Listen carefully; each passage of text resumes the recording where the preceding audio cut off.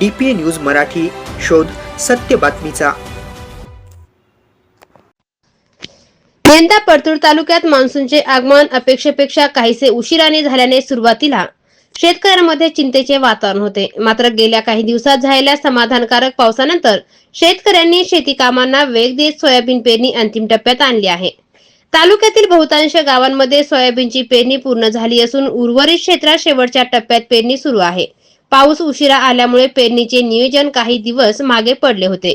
मात्र अनुकूल हवामान आणि जमिनीत तयार झालेल्या ओलाव्याचा फायदा घेत शेतकऱ्यांनी दिवसरात्र मेहनत करून पेरणीची कामे पूर्तत्वाकडे नेली आहे।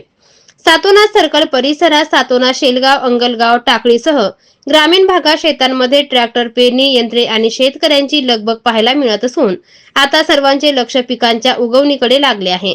पुढील काही दिवस नियमित पाऊस झाला तर पिकांच्या वाढीस मोठी मदत होईल अशी अपेक्षा शेतकरी व्यक्त करीत आहे। यंदा पावसाच्या सुरुवातीमुळे शेतकऱ्यांनी मशागत, बियाणे खरेदी आणि पेरणी तयारी पूर्ण करून खरीप हंगामाला सुरुवात केली आहे। सरकी पिकासाठी शेतकऱ्यांचा असून बाजारातील मागणी, उत्पन्नाची अपेक्षा आणि पारंपरिक अनुभवामुळे अनेक शेतकरी कापूस लागवडीला पसंती देत आहे। ठिबक सिंचनामुळे पाण्याची बचत तसेच खत व्यवस्थापन योग्य पद्धतीने करता येत असल्याने आधुनिक शेतीकडे शेतकऱ्यांचा कल वाढत आहे। या दरम्यान खरीप हंगामातील उर्वरित करण्यासाठी शेतकरी अजूनही समाधानकारक पावसाची वाट पाहत आहे। DPA न्यूज साठी प्रतिनिधी पांडुरंग शिंदे, सातोना।